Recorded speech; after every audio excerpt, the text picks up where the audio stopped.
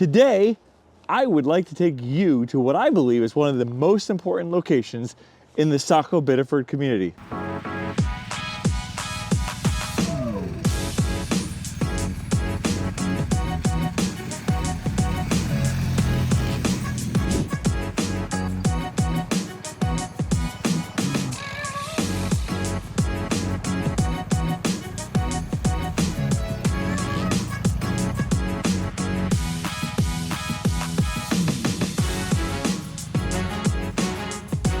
This is the place I wanted to introduce you to. It's called Seeds of Hope.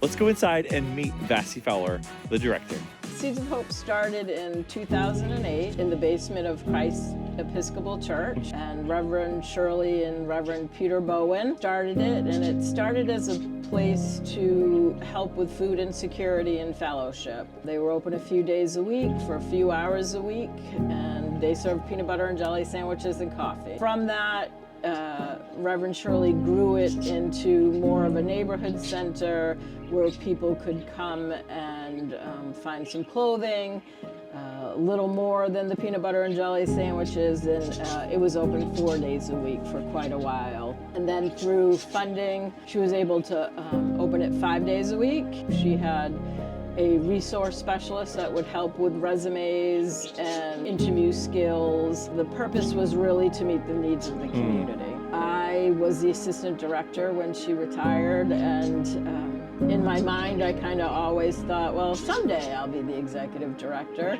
But 9 months into my assistant directorship, she retired. So there was a big search for the next executive director, and quite a few people applied, and I applied and went through the same process as everyone else. I was fortunately chosen as the next executive director of Seeds of Hope Neighborhood Center, and so altogether I'm going into my 5th year here. We have expanded programming even more since then. We operate a year-round overnight center. We operate seasonal extended warming center hours in the coldest of the months. We are working on a workforce development program. We still offer clothing and resource assistance, especially housing. Over the last year, collaboratively, we have housed over 80 people. So there's 2 types of house population, chronic and situational. Situational is mostly about money and finding availability. Chronic is the much harder, and these are people that have been homeless more than one time for extended periods of time, oftentimes have substance use disorder or mental health disorders, and sadly, even more often have both.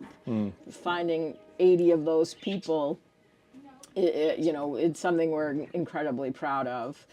Seeds of Hope is such an important part of our community, and we're so grateful to have you here in the community, and for some of these volunteers.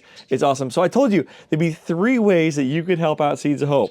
So one is there is going to be an art auction. There's a painting by a local artist named Paul Noel. He's donated this painting, and all of the proceeds will 100% go to Seeds of Hope. It is a beautiful painting. I think you're going to absolutely love it. I can see it fitting in so many scenarios. So you can bid on that painting. All of the proceeds will go entirely to Seeds of Hope. 2, if you say, the painting isn't my thing, but I do have spare cash, we would love for you to donate that. You don't have to wait for the art auction. Sometimes, around Thanksgiving and Christmas are times that you think of donating, but these are the cold seasons of the year. And so we would love for you to donate directly to Seeds of Hope. And if you don't know how to do that, we'll put the information below. Also, you can contact us as well. We'll help facilitate that.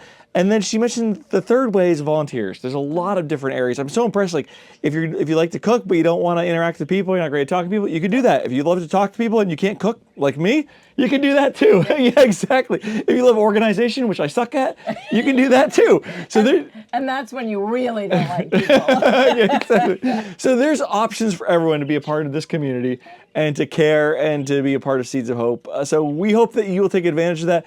The auction will be listed there. Also, the information is listed below on how you can contact Sylvia for volunteering or for donations. We're so grateful to have Seeds of Hope in our community. Vassie, thank you to you and your team for all that you do. Thank you for coming and doing this with us. We're this awesome. Is amazing. Thank you so much. Thank you.